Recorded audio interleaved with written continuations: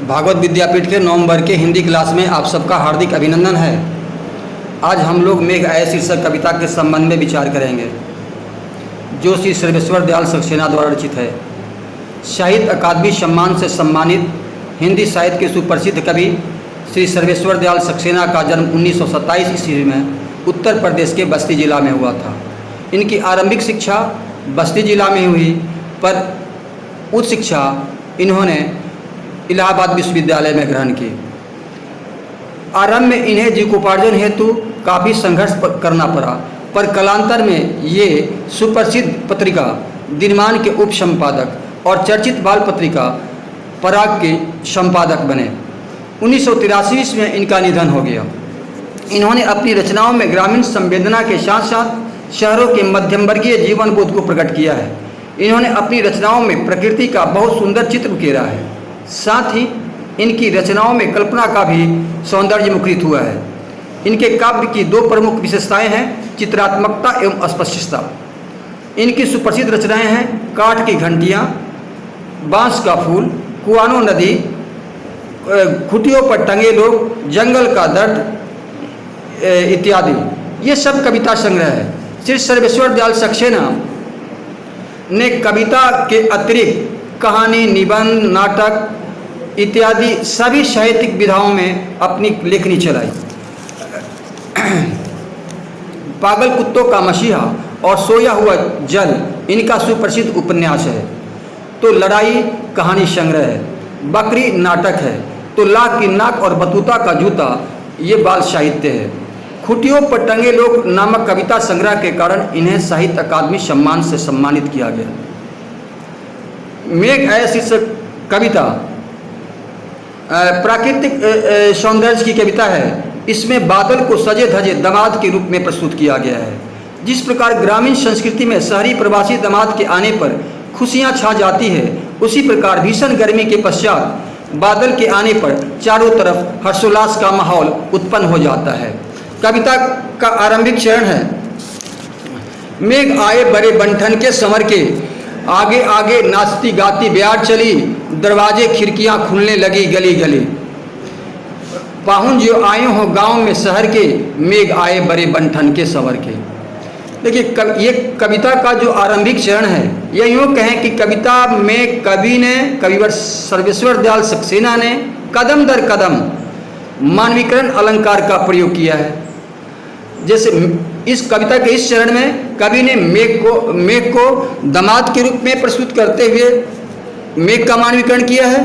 तो बयार को ग्रामीण बालाओं के रूप में, ग्रामीण लड़कियों के रूप में प्रस्तुत करते हुए हवा का मानवीकरण किया है। साथ ही पाहुन जो आए हों गांव में शहर के, यहाँ पर कवि ने उत्प्रेक्षा अलंकार का प्रयोग किया है। तो इस कविता के माध्यम से कवि ने प्राकृतिक चित्रण के साथ साथ भारतीय ग्रामीण संस्कृति का भी चित्रण किया है। भीषण गर्मी के उपरांत जब बादल आता है तो उसके आने से तनिक पहले ठंडी हवा चलने लगती है। ठंडी हवा के आवेश से आवेशित होकर या उसके झोंकों से आवेशित होकर घर के दरवाजों और खिड़कियों के पल्ले खुलने लगते हैं। तो इस प्रकार ये प्राकृतिक चित्रण हो गया। दूसरी बात, मेघ को कवि ने दामाद के रूप में प्रस्तुत किया है।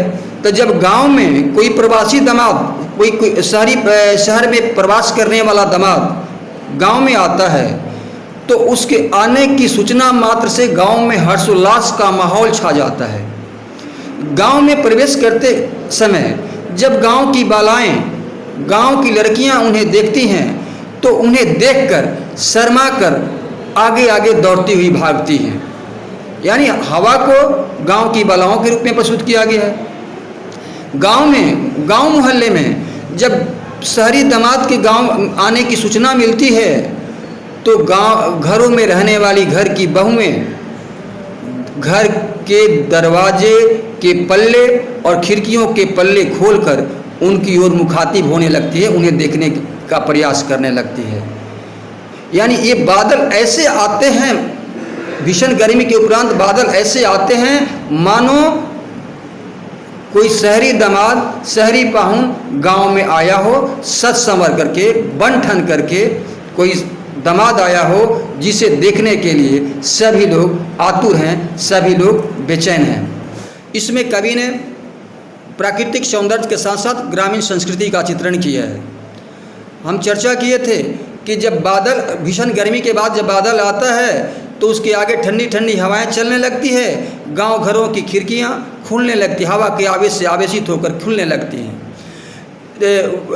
ठीक इसी तरह से ग्रामीण संस्कृति में, ग्रामीण परिवेश में जब कोई शहरी दामाद आता है तो उसे देखकर गांव की लड़कियां, गांव की बालाएं शर्मा कर भागने लगती हैं। दूसरी ओर गांव के घरों में रहने वाली बहुएं जो हैं वह घर के दरवाज़ों और खिड़कियों को खोलकर उन्हें देखने लगती है, उनकी ओर, उन सज धज कर आने वाले शहरी दामाद की ओर देखने लगती हैं। इसकी चर्चा हम किए थे। अब अगले चरण में पैर झुक झांकने लगे, गर्दन उचकाए, आंधी चली धूल भागी घाघरा उठाए, बाकी चितवन उठा नदी ठिठकी घूंघट सरके, मेघ आए बड़े बंठन के संवर के। देखिए यहाँ पर कवि ने पैर का मानवीकरण किया है, पैर का मानवीकरण किया है। पैर का मानवीकरण बड़े बुजुर्ग, गांव में रहने वाले बड़े बुजुर्ग के रूप में, पैर बड़ा होता है तो पैर का मानवीकरण किया है गांव के बड़े बुजुर्ग व्यक्ति के रूप में। दूसरी ओर वर्षा के आने पर, जो वर्षा के आने के पहले, बादल के आने के पहले जो धूल भरी हवा चलती है, उस धूल भरी हवा का वर्णन कवि ने बाला के रूप में किया है और धूल का वर्णन उन्होंने बालाओं के द्वारा पहने जाने वाले घाघरा के रूप में किया, घाघरा के रूप में किया है।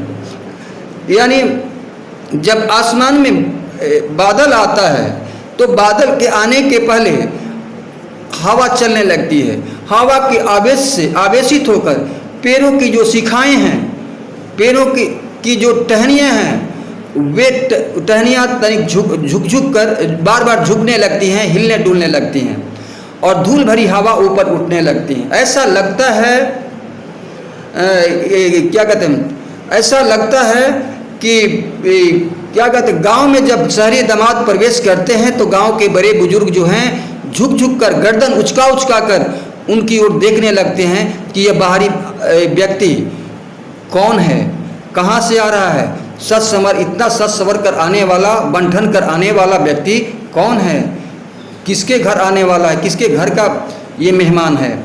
ये लोग गर्दन उचका कर, गर्दन उठा कर देखने लगते हैं। और बालाएं भागती हैं तो जैसे भागने के क्रम में घंघरे अस्त व्यस्त होने लगते हैं तो उसको संभालते हुए बालाएं भागती हैं, अपने घंघरों को संभालते हुए लड़कियां भागती हैं। ये धूल भरी हवा जो है घंघरा का प्रतीक है, हवा जो है कन्या का, बाला का प्रतीक है और धूल जो है उनकी घंघरा का प्रतीक। ऐसा लगता है कि बालाएं अपने घंघरे को संभालते हुए इस शहरी मेहमान, बादल रूपी शहरी मेहमान को देखते हुए भाग रही हैं। बाकी चितवन उठा, बाकी मतलब टेढ़ी, चितवन मतलब दृष्टि, आंखें, नदी ठिठकी घूंघट सर के, मेघ आए बड़े बंठन के संवर के। देखिए बादल जब आता है तो बादल के बाद आने के पहले तनिक हवा तेज चलती है और पुनः हवा शांत हो जाती है। तो जब हवा शांत हो जाती है, हवा जब चलती है तो हवा में लहरें उठने लगती हैं, नदियों में लहरें उठने लगती हैं और लहरों के उठने के ऊपर नीचे तरंगे करने लगती हैं। जब हवा रुक जाती है, ठहर जाती है, तब ये नदियों में उठने वाली तरंगे भी ठहर जाती है। ऐसा लगता है कि गांव में जब शहरी मेहमान प्रवेश करते हैं तो गांव की कोई औरत, गांव की जो कोई बहू अचानक अनायास उनके सामने पड़ जाती है तो वह ठिठक सा जाती है, सहम सा जाती है और अपने घूंघट को उनकी तरफ से तनिक सरका लेती है और उनकी तरफ से सरकाकर बाकी चितवन अपनी दृष्टि को, अपनी नज़रों को तनिक टेढ़ी कर उनकी ओर देखती हैं। ये बादल रूपी मेहमान के आने के समय करती हैं। तो इस प्रकार आज का क्लास संपन्न हुआ। अब अगली क्लास में। धन्यवाद।